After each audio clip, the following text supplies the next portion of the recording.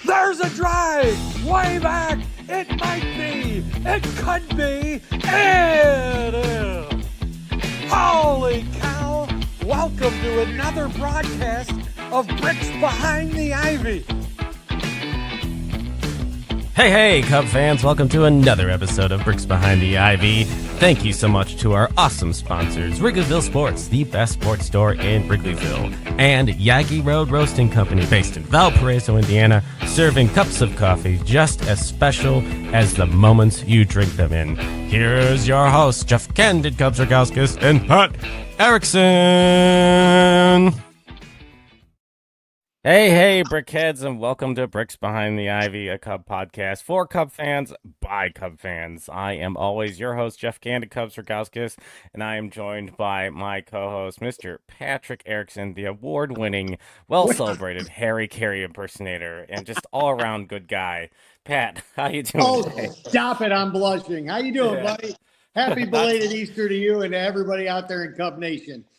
Yeah, happy belated to you, and for our non-religious folks, happy belated Superman Day, or happy belated 420. 420. Whatever you're poisoning, if it's the Man of Steel, if it's being Cody Bellinger, or if it's Jesus, we got you covered today. You know, speaking of all that, I just saw a stat today that the last 3 years in a row, Cody Bellinger has homered on 420. Yeah, it's. I was thinking immediately when I read that, I was like redefining a high fly ball. In that guy's career. That's Yep. It's so high. Oh boy. Exactly. But yeah, I mean, what a weird. I mean, I know like all the stuff is kind of hearsay at this moment. Like, we don't know for sure if like that's something he partakes in, but. Yeah, it's hilarious to me, just like the consistency in which this guy performs on a very special holiday. Oh yeah, and it is his national holiday, trust me. But yeah. But I guess more power to him. Why the heck not, right? Yeah, it's and like I feel like my background's a little different, sort of today. I got these new light bulbs here. I'm gonna like tear up for those who aren't watching. You should hop on the YouTube and give us a subscribe. But they're like those Goldie light bulb. I know, and like I got a little jealous seeing setup man Kyle Stanley put out his nursery for his coming old child. Congratulations to the Stanley family over there on the new little guy coming. But his wife put together this really cool Cubs nursery. And I'm like, hey, I should send pictures out of my basement. Like, I got bricks, I've got ivy, I got things. So, I got those light bulbs off Amazon, and I've been trying to program them to like flash every time I go. Heck yeah! I've hit a home run. Awesome. But I haven't figured it out yet. So if I figure that out, I just got a boring background today, but that's all right. It's just a fire engine. Just a fire truck. That's it. A sweet fire truck. Oh boy. What a week, huh? Yeah, it continues to be a very interesting Cubs team. At minimum, they're fun to watch. They're a lot more fun to watch than the last few years. At minimum. Oh, absolutely. Absolutely. But hey, guys, you just never know what to expect from these guys from day to day, and even when they're out of it, they either manage to fight and claw their way back into it, or it's a close game. I mean, there's been no real. I mean, there's maybe one or two, but blowouts or anything. So it's been a treat, that's for sure. Yeah, absolutely. And, I think the discourse on Twitter, like, has visually, I feel like, changed as well as the team has improved. Like, it's not anywhere near as negative as it's been in the past. So that's good. I don't know. It's so early. You don't. I just run with it. Yeah, exactly. You don't want to, like rock that boat, but it is nice to see, and hopefully, with the positivity around the team, like we'll see, really energized fan base that isn't booing the team off the field a half inning later, and then cheering them like crazy as they take the lead in a crazy game, which we'll talk about a little bit later, but. If you are a big fan of this show, it's time for us to fire up the box score blitz, which is our fastball of Cubs recaps. It's powered by our friends at Yaggy Road Roasting Company, the boutique roasters from Valparaiso, Indiana, owned by 3 proud Valpo alums. Go Beacons! I'm also an alum. Their coffee is as special as the moments you drink it in, and just like a late inning rally, their caffeine hits hard when you need it most. So if you're powering through a doubleheader of life, or just trying to keep up with this red hot Cups lineup that's no longer going to be on the West Coast, so you won't have to stay up late, Yagi Road's going to give you the energy to go the distance. So let's get into it. Here's your 60-second sprint of the week in Cubs baseball. Go. Welcome to another Box Score Blitz brought to you by Yaggy Road Roasting. Let's go. We got a lot talked about. Game 1, we're in San Diego, a town Ron Burgundy once called a female whale's undercarriage. Game 1, they take a 3-1 lead, early powered by a Michael Busch home run, only for Nate Pearson and Eli Morgan to do their impression of a pitching machine as the Cubs lose 10-4. Game 2, Showdown gave a tough 5 with not his best stuff, but a go-ahead RBI triple by Nico Horner gives the Cubbies a win with the help of a much better bullpen performance. Game 3, Cubs couldn't solve Nick Pivetta and made it a contest late thanks to a Pete Crow Armstrong dong, but Luke Little had little command walking 4 in a 4-2 loss. Back to Wrigley to wrangle some snakes. D-backs in as the Cubs say adios to them in 2025 unless they meet in the playoffs. Game 1, it was a pitcher's duel until it wasn't. Cubs go up 7-1, then they go down, then they go up, and the Cubs win 13-11 in the wildest game I've ever seen. Game 2 was a letdown on Friday, but the Cubs touch up Zach Gallen on their way to a 6-2 win. Ben Brown with 4 innings pitched, 4 walks, 6 Ks. Happy Easter, rain delay game on Game 3. Cubs lose 3-2 in extra innings after solid effort by Ty Young. 5 innings pitched, 2 walks, 6 Ks, 11 whiffs, 3-3 week. First place, 14-10. See you next week. Go Cubs! All right, another 3-3 week for the boys in blue, taking only 1 of 2 in San Diego. I will not use all of the crass jokes from Anchorman, but the translation was lost years and years ago. We don't really know what San Diego means. And I'm just trying to impress Something you. with a whale, I don't remember. Yeah, exactly. Yeah, a very interesting part of the whale. But yes, that's Cubs do take 2 out of 3 and own the tiebreaker this year, which ended up being a huge thing for the 2023 Cubs when they did not get the tiebreaker from the Arizona Diamondbacks. And yeah, 2 or 3 at Wrigley. Really weird game on Sunday. Could have had that sweep. Cubs have not won on a Sunday yet this year. So that's, Sunday's been a problem. It's not been win day for the team. But even now, if we take a look at the standings as we sit, the Chicago Cubbies still sit at top, 14-10. Milwaukee Brewers, who, as you said off air, are as pesky as a gnat on a summer picnic. They are 12-10. Yeah. And I just don't understand. Well, we can talk about that another time. Cincinnati Reds, they put up a few touchdowns on the Orioles this weekend. Their offense has been firing on all cylinders. They're in 3rd place, followed by the lowly Cardinals, and in last, the Paul Skeens Pirates. But good to see our boys in blues staying in first at that 14-10 rate.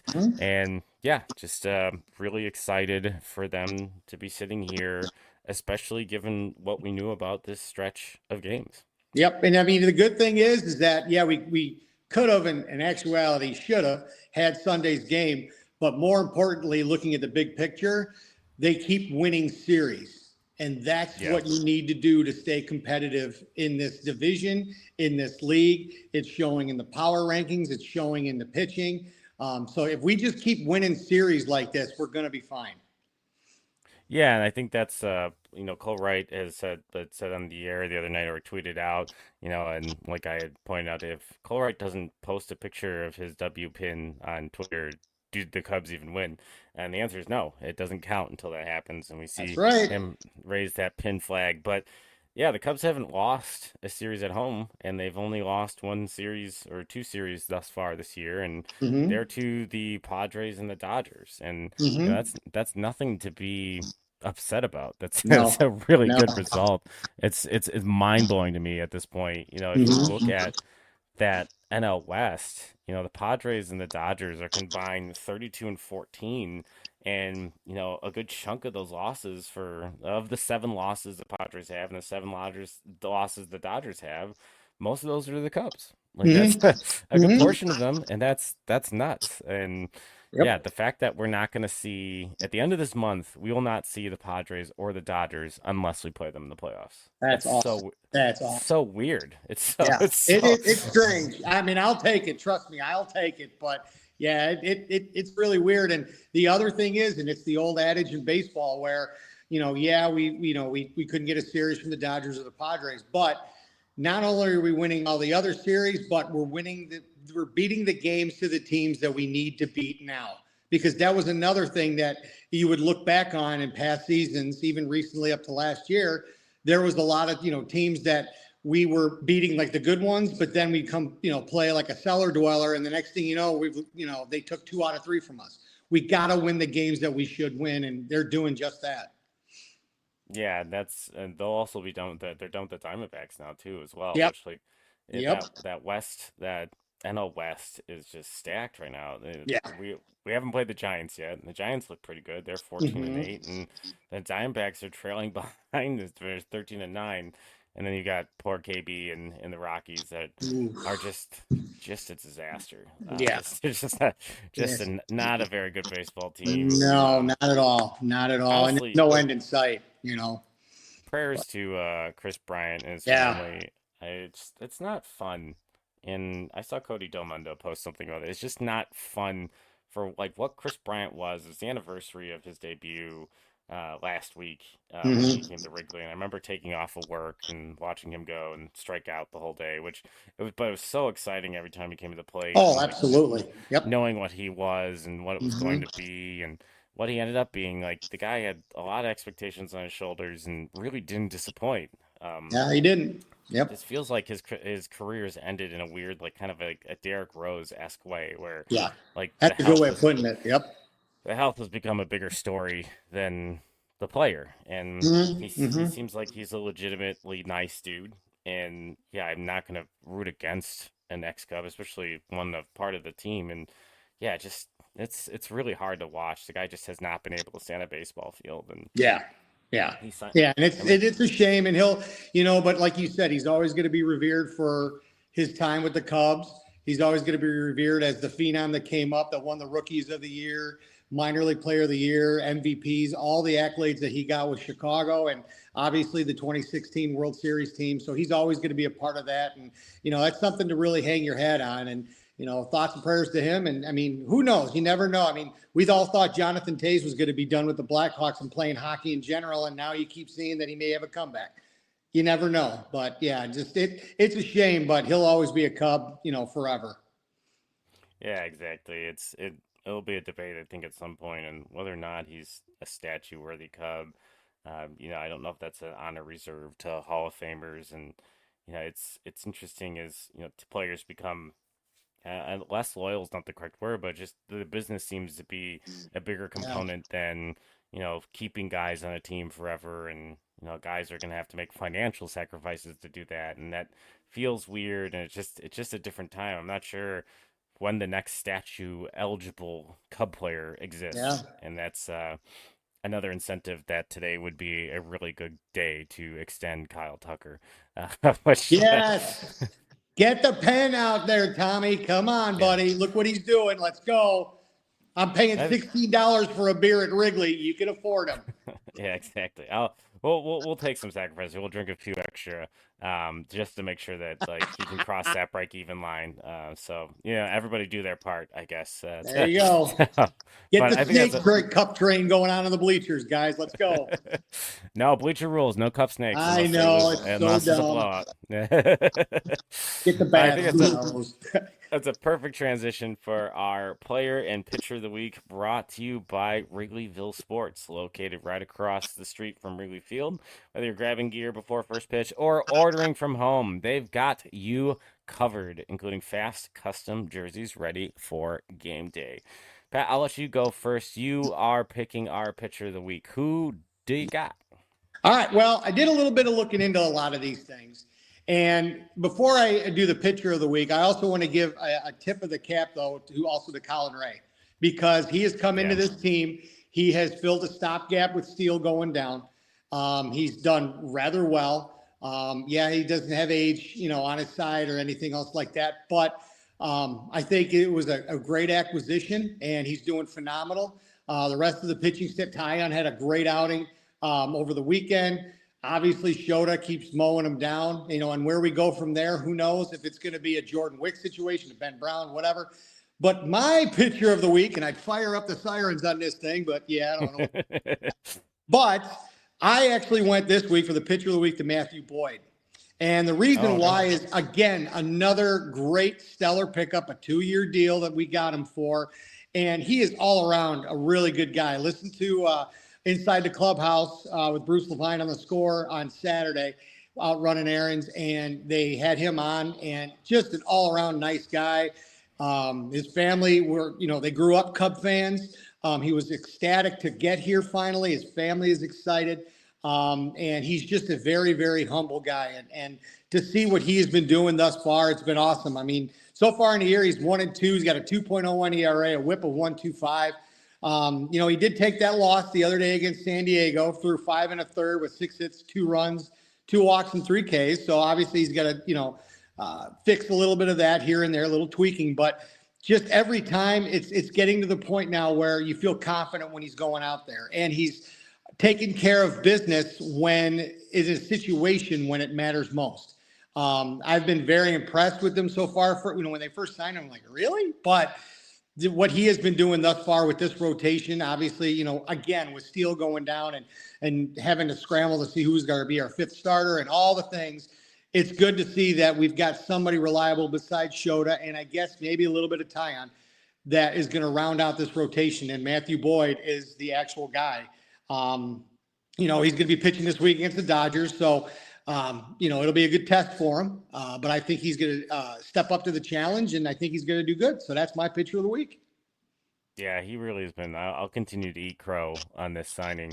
To me, it's always been about the health and, the lack of this pedigree of a lot of innings in his career. But, at the end of the day, he's been great. He generates a lot of whiffs, which this rotation needs, and he's fun to watch pitch. There's some dudes on this rotation that have been fun to watch pitch, and I'd even mentioned that about Jameson Taillon.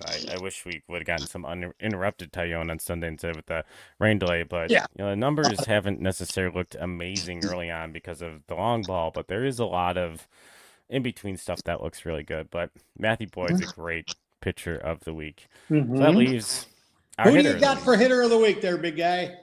Yeah, I was going between 2 guys. It was a pretty offensive week, and I'm an advanced metric sucker, and I'm really going to just really push this one over the edge with their defense, helping them out and getting them a little bit extra WAR. But that's going to be Pete Crow Armstrong. ECA, all right. Yeah, and I think I'm a little more inspired because like about 2 weeks ago, someone had tweeted out to me that since he was swinging a lot and being aggressive and he wasn't looking that great at the plate, I had mentioned something like that, and they had tweeted at me that he's garbage and he needs to go to Iowa. I believe since that tweet, I have seen nothing but just insane production from PCA, including a 304 ISO, which is what happens when you compare the slugging percent or the number of hits you get that are extra bases versus your actual your slugging versus your average. So it's when the higher the ISO, the better player you are, because you're slugging more than you're getting singles. And this guy, he's not walking at an elite rate, but he's walking some and he steals bases. He had a home run this week. He had 4 doubles. And he provides absolutely defense in center field. So PCA, you are our hitter of the week. It's almost like he was slumping a little bit, but it's weird. And I don't know if it's coincidental, but that trip to LA when he had his family and friends and everybody there, that's why they're all nicknaming him PCLA. But I think that trip, in my opinion, turned him around. And since that LA series, he's been on fire. So good pick. Yeah, he's since that series, or since the last 2 weeks, he's hitting 340 with 367 on base and a 680 slug, while providing 1.1 WAR in 2 weeks. That's insane. That is insane. And like That's the guy who's thing, getting out of a slump. Oh yeah. and he's almost like, if it wasn't for the war, like offensively in that 2 week period, he was actually outpaced by Michael Bush. Like Yeah. Michael Bush has been on a tear. Yep. He's got 4 home runs in the last 2 weeks. So yeah, the Yep. Cubs are, and I think that's like such an interesting part of this team, and we can move on to the topics we want to talk about after this. But they were talking about in the marquee broadcast that the Cubs lead baseball with the 7 through 9 hitter in RBIs, and they have 43 RBIs in the 7 through 9 hitter. And I said that to one of my White Sox friends. He's like, I don't think the White Sox have 43 runs this year. Oh gosh, no. No. Like that, and that's insane to think Nope. about. That they're 7 through 9 hitters out producing the entire baseball team, and that's just not where you're going to see a lot of offensive production. And Yep. yeah, it's just been, the lineup has been relentless. And at times I've been, shocked by that and, worried about what the droughts look like. But there has been like this kind of next man.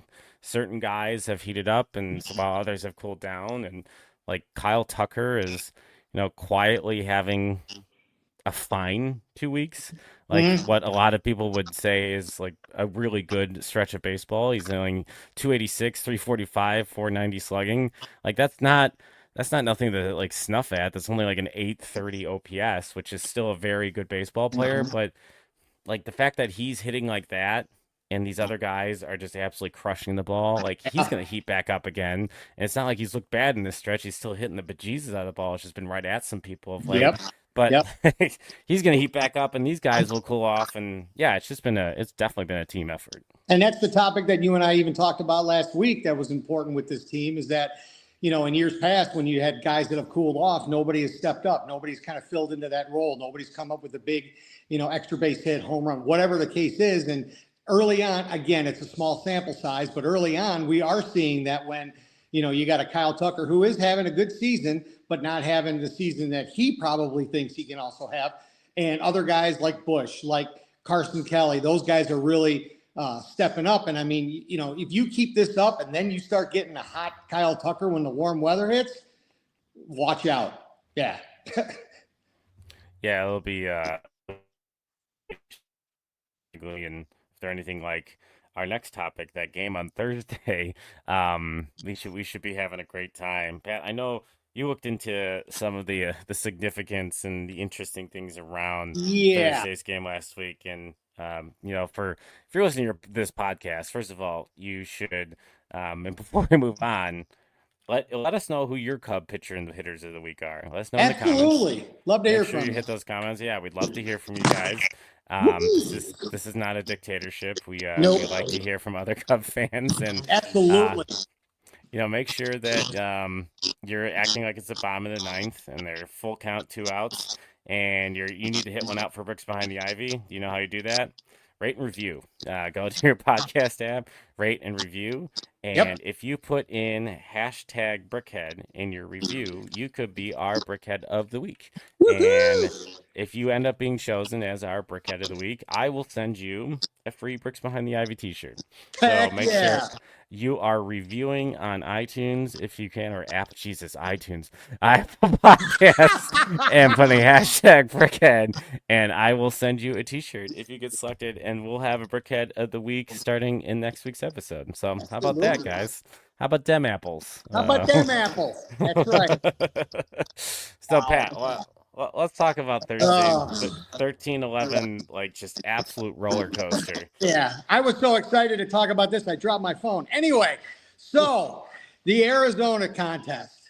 I mean, I've seen some pretty big games. I even remember as a little kid seeing the 23 on TV, the 23-22 Phillies when Michael Jack Schmidt went yard a few times.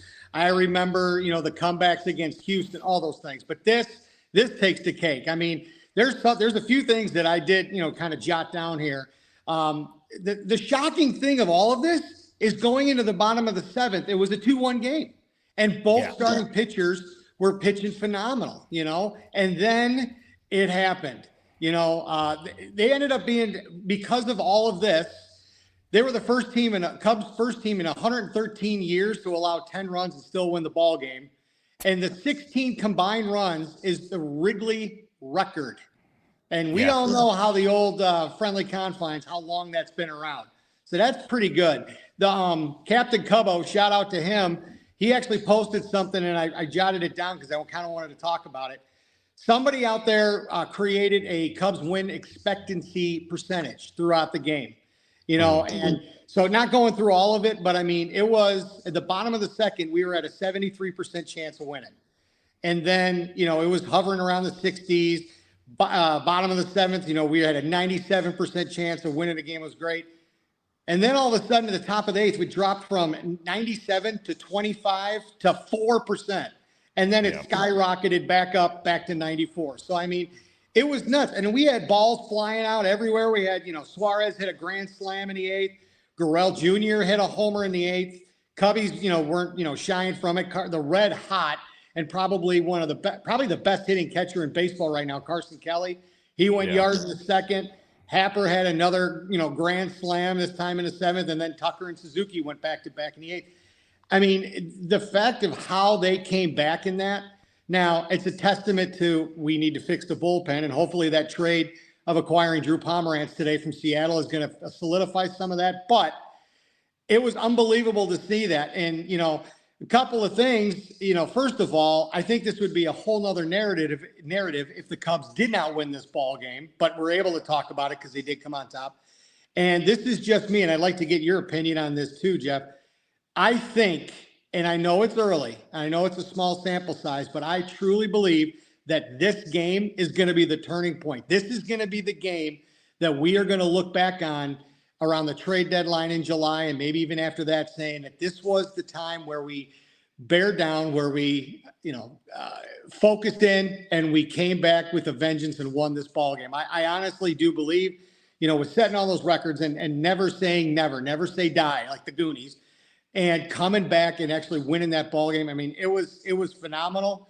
I mean, I don't know about you. I was a roller coaster of emotions, just like what Rizzo said in the World Series in the dugout. I'm in a glass case of emotion. There's another Anchorman reference. Anyway, there you go. Just to see how they came back in that, I mean, it was phenomenal, and I hope we can keep this train rolling. Yeah, it was a little bit of a bad deja vu at first with that, that 8-run eighth inning. That derailed them in a game that they should have won out in Arizona early in the year. And I think that really started a lot of the here we go again type of conversation, coupled with that being so early, the 2-game sweep out in Tokyo where the Cubs offense just really didn't show up. And it was just like, here we go. Here's this anemic offense. Here's this atrocious bullpen. It was really fitting, like this really negative narrative. And here we are, the bullpen does the thing again. And, like Porter Hodge was in there, and wind was blowing out at Wrigley, 31 miles per hour. And I was listening to the radio a good chunk of the game. I was in and out doing different chores and stuff with the kids, and would watch when I could. And when I didn't, I'd, switch it to the, Pat Hughes, which you can't really go wrong. And yeah, Ron Coomer said at one point, he's like, this is not at all what I expected with the weather like this was today. Yeah, the 2-1. And I believe it was in the half inning before all the madness where it was like, all right, then it started really rolling. And Ron was like, well, here we go. Like, this is a little bit more what we thought was going to happen. And it is a big, I'm a big momentum guy. I'm a big, like the intangibles of, what our game is. And coming back in that game is huge. Oh, yeah. And like just an absolute colossal moment. What a galvanizing moment for this group of who cares? Like, they did it to us. And I feel like we're talking about this game, like you said, this could be one of those things that kind of pushes them forward. We're talking about this team. We're talking about this game very, very differently if they blow that one again. Then it's 2 versus the Diamondbacks. But, the Diamondbacks have the Diamondbacks games, all the games with the Diamondbacks this year were extremely entertaining. Like, they're just unbelievable. A relentless offense, a lot of contact. Corbin Carroll is back to being what people thought Corbin Carroll was. Like, not the first part of last year, Corbin Carroll struggled. And then they were talking about in the broadcast that he's made some swing adjustments and, like, really keeping the bat in the zone. And now his slug and stuff is back, and he's fast. He's an extremely good fielder. Like, he's an exciting player for if you're looking around for other players to follow that aren't Cubs. He's a good one. He's a good young player, and They got a good one over there, and they don't even have Ketel Marte right now, who is probably their best player. Mhm. Dynamic, steals bases, hits from both sides of the play with power. But yeah, they have a very similar type of team. They've got like they're gonna run you out of the bases. They're gonna out hustle you. They play very good defense. The biggest difference to me is that the Cubs or the Diamondbacks have some like truly front end pitching, and the Cubs have not been bothered by it Yeah. at to this point. Zach Gallen, they got to twice. Like he was not good the other day versus the Cubs, and he was not good the first time he faced the Cubs. So it's been nice to see, and Hmm. um, I don't think it's the same thing, but I always think about I like unfortunately I compare a lot of things to 2016, and I can't but help but think and it's different in a different way. But that comeback win, I had to look it up here. It was July 31st of 2016, Sunday Night Baseball versus the Mariners. Oh yeah. Cubs were down And to be six honest nothing. with you, I was in the stands for that one. That was a That's good so one. cool. Yeah. They were down 6-0 after 3 innings, and Hmm. they came back to tie it in the ninth. And there was like they had Travis Wood in and out as pitcher or like the left fielder. Like it was just like bananas baseball. Like just Crashing up and against the like wall to catch that ball. Oh yeah, yeah. exactly. Yep. And then the John Lester walk off bunt, like just bananas. And Yep. I remember like that game went really long. It was Sunday Night Baseball. And it was 12 inning game, and like just being not tired the next morning at work, but obviously up later than I wanted to be. And man, that was just such a cool moment. And Yeah. it's those types of games that yeah can really put the group together. So let's hope Absolutely. that this is the type of game that keeps them rolling and Hmm. yeah, really just gives them some confidence to know that they're never really out of a match. Yep. That's what we need to do because I honestly, and I was thinking about this. I honestly don't think in the last couple of seasons especially, but I couldn't even think of a Cubs team in recent years that would be able to come back from something like that. And the fact that they're doing this now it could also, they can't let this go to their head. I mean, I even saw Baseball Reference today picks the Cubs now with the odds as the odds-on favorite to win the World Series. It's like, okay, slow down. Yes, this was a great Jeez, game and everything, but I don't I like mean, that. I think this is momentum. Yeah, I know, but and I love to see it. But again, I think this is a great momentum swing, and they just need to keep this going and just keep the train rolling. And the other thing I love about this team is that when they do lose the game or they have a bad day or whatever, in years past, especially last year too, it would stretch into 2, 3, 4 games in a row. Yeah. Whereas this team, and I've heard interviews, I've seen it on Marquee, the whole 9 yards, that okay, that game's over. Let's wake up. Let's go do it at the next day. And the next day they come back and they slug like crazy. And I mean that's evident when they score. What was it, 16-0 against the Dodgers a week and a half ago? I mean when they lost the night before. So yeah, let's just keep this train moving. Yeah, I think that's a good place to leave it. And yeah, I think Mm-hmm. the other thing we want to talk about this week is Yep. Nope. oop. Keep going. Okay, I Not just making me. sure. It's like you gotta go save some lives. Go save some No, no, lives. different stations. So we're good. We're But gonna keep the yeah, train rolling here on BBTI. Come on now. Justin Steele this week had UCL like cleanup surgery. They're not Yep. calling it Tommy John because it wasn't truly Tommy John. There was no replacement of the tendon, so that really does put him like as potentially coming back next year as like a legitimate option. Where that wasn't something that was really on the table if he got Tommy John. So I Yep. do like the as much as it's frustrating. I do like the aggressiveness of like getting in there, figuring out what this was, making the decision to clean them up, and at the end of the day, like just figure this out so that we can have them next year. But it Yep. does leave just an egregiously gaping hole on this year's team. The Cubs really needed front end rotation help this offseason. Yeah. Shota Imanaga and Justin Steele are great. They're not at this point have like really Shota I think is entering potentially the conversation, but I think so. Yeah. they're not showing elite like number one type stuff, like real true swing and miss stuff. And Mm-hmm.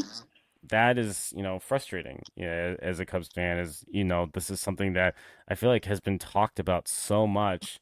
So like what do you do, like what what how do we fix this problem? So Right.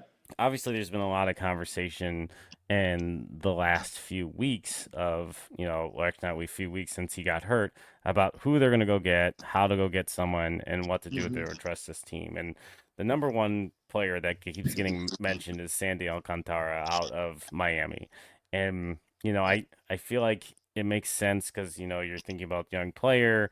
Cubs have some young outfield prospects. And it's interesting, too, because I feel like the aggressiveness of this move or aggressiveness of a move is predicated on they need to extend Kyle Tucker to know that their outfield is set before they move a bunch of prospects. Because if you lose Kyle Tucker and you move your outfield prospects, you're in a world of hurt. Like so it's interesting to me, like that those are very much connected. I'm not the first to say that. Not originating the idea here, but it is something that I am, thinking about a lot. So I wanted to look at some guys that could be options or just like brainstorm a little bit on players that might be available, like should start thinking about. And yeah, this was a tougher exercise than I thought it would be, just because it's really early. It's really early in the season, so you don't really know who's bad, except for there are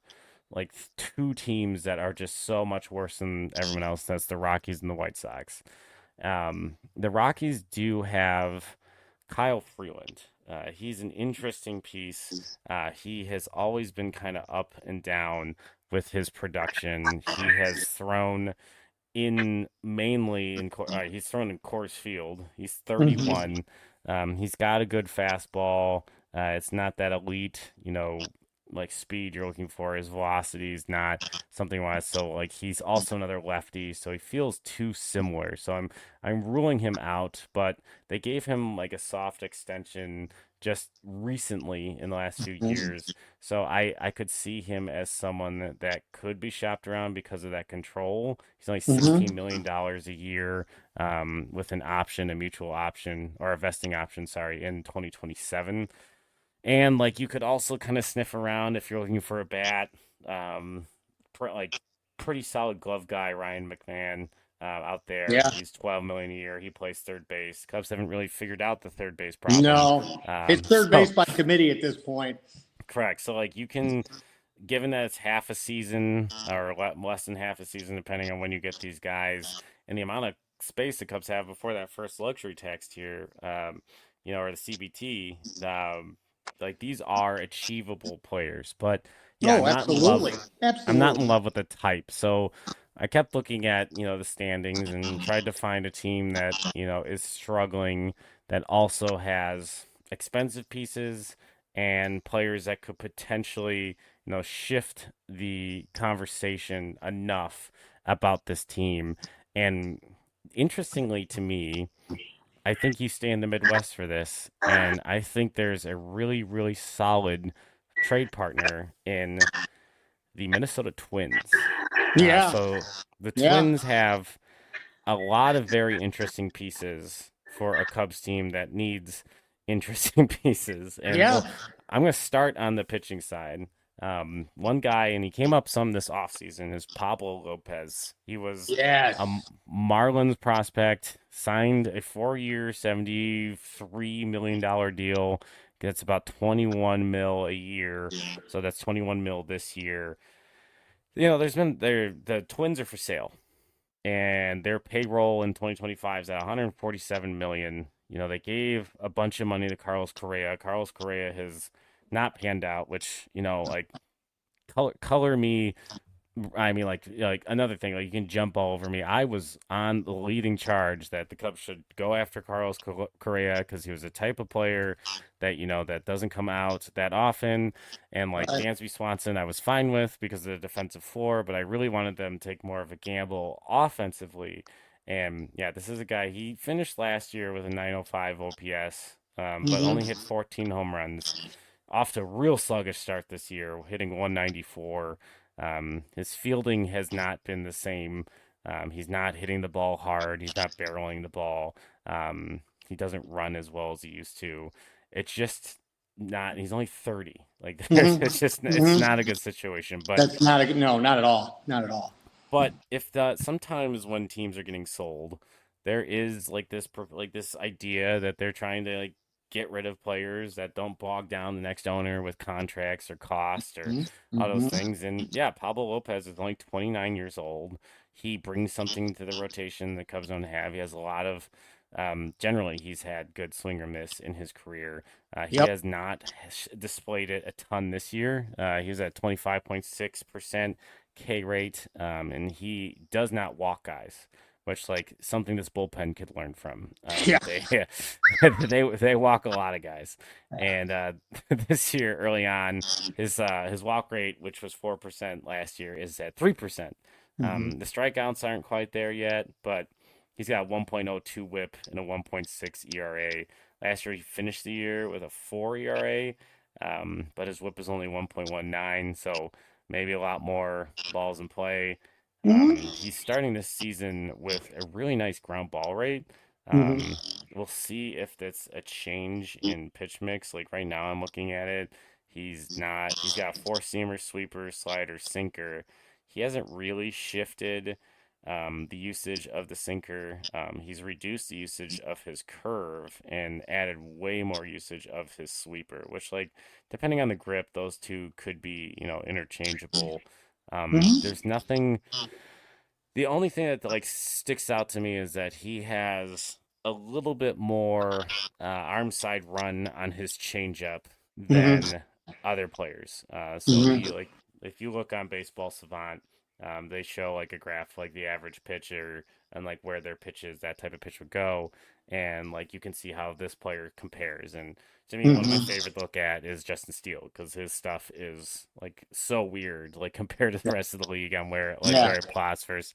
But yeah, he seems to have some arm side run, which is what we've seen a little bit from Jameson Tyon's changeup this Mm-hmm. year. So sweeper, changeup, fastball, sinker. It's a profile that the Cub team has like generally been very good with, and this guy does Mm-hmm. have front end stuff. He has shown that he's had front end stuff as recently as 2023. Still very young.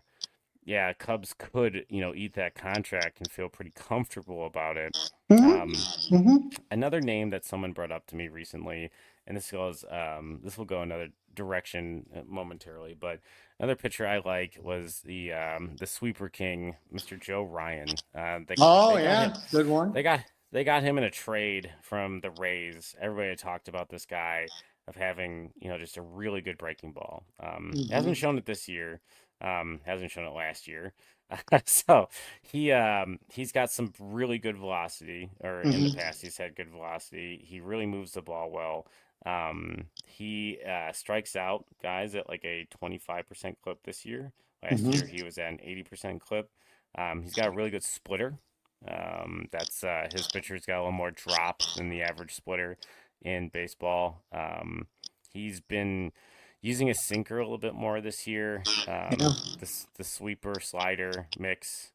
He's got a little bit more glove side run than average. He started the year as a .96 whip. He's not walking a ton, but he does get a lot of fly ball contact. Mm-hmm. And I think prying him away, he's got a lot of years of control left. So it might not be the easiest guy, but it is the type of guy that the Cubs could look at. And the Mm-hmm. last one on the pitching side, I think is a really interesting thing to think about for the bullpen is Joan Duran. He was the Oh, good one. Good one. Yeah, he was the closer out there, and he throws really freaking hard. He's had some issues in the past with health because of that his fastball, but Right. his fastball run value is near the top in baseball. His fastball velocity near the top in baseball. He averages 100 miles per hour in his fastball. Yeah. He's got a splitter that's 97 miles per hour, and he's got a power curve that's like 89 or 87, sorry. Mm-hmm. And yeah, he was fine last year. He had 23 saves. He's just not a great Twins team. The year before, very solid. This guy Mm-hmm. racks up strikeouts. 84 and 62 innings, 66 and 54. This year he's got 9 and 9. But yeah, 59 saves, still only 27. Yeah, I think he'd be tough to pry away Yeah. from the Twins, given the cost control there. He's still Right. an arb. He's got 2 years of arbitration left after this year. Only $4 million. Um, but yeah, I'm gonna talk about a bat really quick too. Sure. Um, I'm not. I doubt they're ready to give up on him. I just think this is an interesting concept if you're kind of looking at a place, to find players that a one-stop shop per se, like maybe a bigger deal. But like those are always harder to pull off in the Hmm. middle of the season. But Royce Lewis, um, Oh, good one. Good name. Okay. he has not been healthy yet this year.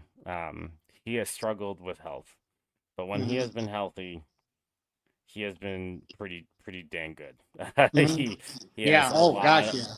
a lot of power, a lot of pull side power. He's not a slouch with the glove. He doesn't have the strongest arm, but he seems to have good vertical movement over there. He's been a top prospect or in that top prospect pedigree for a number of years, and Hmm. yeah, he when he was hitting well, he barrels the ball pretty regularly. He's got near Hmm. top tier bat speed. He does strike out. He does have that tendency. But he had shown in 2023 some pretty solid patience, not like elite patience, but enough Hmm. patience. Hmm. And yeah, it'll be interesting to see if the Cubs could look into someone like that at third base. But yeah, health is a definite concern. But Yep. yeah, that's kind of what I looked at to replace Justin Steele. And the other thing, and to kind of piggyback, going back to your pitchers, another one we're going to need to really look at, and again, it's a small sample size, but even looking internal, what Cade Horton's doing in Iowa. Yes. I mean, so far he's got a 146 ERA. He's thrown 12 and a third innings pitched. So he's had a couple outings so far, but his walks are getting up there. He's got 10 walks, but he's got 18 strikeouts and only given up 5 hits in 12 and a third. And, listening to, Alex Cohen kind of talking about him, reading some things online, he's actually been pretty steadily down there in Iowa. So that is the name to watch as far as when and if they're going to call him up. But yeah, you bring up a lot of great names, and Minnesota is a great team. I mean, you don't want to, it's like a vulture poaching on, roadkill on the side of the road. But in the same token, if the Twins are what they are and they go into full sell mode, which more than likely they will be, that's a good team to start looking at and start seeing what's available and kind of going from there. But I also do agree with you that before they do all this stuff, they've got to take care of Tucker. And I think, and again, I'm being optimistic here, and Cub Nation might be just shaking their head. My son's probably yelling at this computer screen when he's seeing this going, Dad, you're crazy. But I think that they will come up to some agreement, but they need to nail him down, and then they can start moving prospects and getting some of these other big names and solidify things even more. Yeah, it's all connected, as Yeah. Theo Epstein used to talk about. As you kind of make your long-term roster and your short-term roster, you got to make both Mm-hmm. moves at the same time.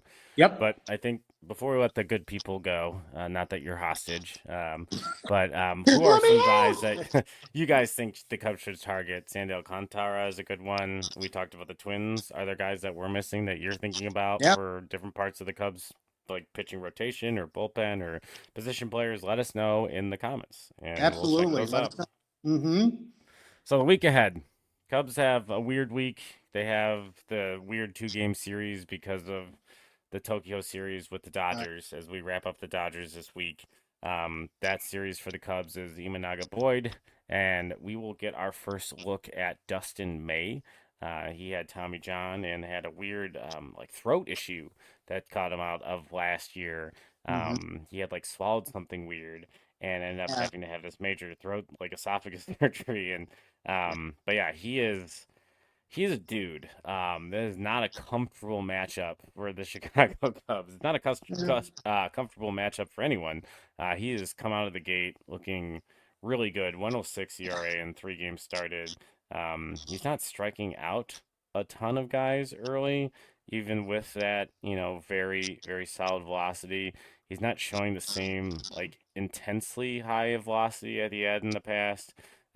He was like pushing towards 100 when before Tommy John. He's at like Mm-hmm. I don't know, like he's at 95 right now, where he used to average 97, 98. So a little different, but still really hard to hit. He's got a really, really strong downward tilt away from his glove side sinker. He's got a pretty much a 3/4 arm slot. He's coming from the side angle.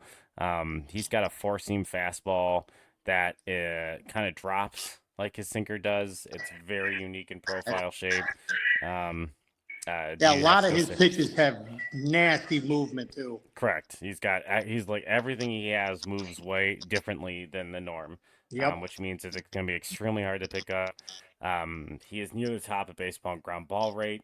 So like getting under that ball is going to be extremely difficult. 62% of the pitches this year that have been hit in the play have been hit on the ground by hitters. He has a 0% barrel rate. No one has barreled him this year. Wow.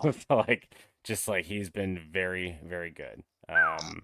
But yeah, he's letting a lot of balls in play. So like this is a Cubs team that does put a lot of balls in play, and you can't piss off the bat pip gods if you're not putting it into play. So like we'll see what turns out. But they don't have an announced starter yet for Thursday. And then this weekend we see the Phillies for the first time. And Welcome home, Schwarbs. Exactly. We'll get to see Kyle Schwarber. No more tribute videos. We've gotten all that stuff out of the way.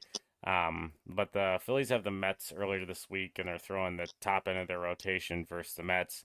So the Cubs will see probably Aaron Nola on Sunday because he pitched today for the Phillies. And they will see, I'm not sure what order, they will see Taijuan Walker and Jesus Luzardo, a rumored Cubs target from this offseason, who's off to a really good start as the Cubs continue their stretch of baseball versus teams that are A, considered playoff contenders, and B, over 500 as they try to survive this homestand. Absolutely. It's going to be, and the other thing is, Cub fans, get your butts out to the ballpark this week. It's going to be warmer, a lot warmer actually, thank goodness. So they need all the support they can. Buy as many $18 beers as you can so Ricketts can't say that he doesn't have the money to re-sign Tucker. And it's going to be an exciting time. I mean, we've looked very good so far against the teams that, in the beginning, looking at this schedule when it was released back in, January, February, whenever it was, that we didn't think we were going to be this good. And we have been, and we just need to keep going. Like I've been saying all night here tonight, keep that train rolling. But let's do this and let's take it to them. Yeah, Cubbies will thrive in 25. There it is. Thank you so much for listening to another episode of Bricks Behind the Ivy. If you have not left us stranded on base, like this video, drop a comment, smash that subscribe button so you never miss a single inning / episode, and become a brickhead today. Until next week, go Cubs. Go Cubs.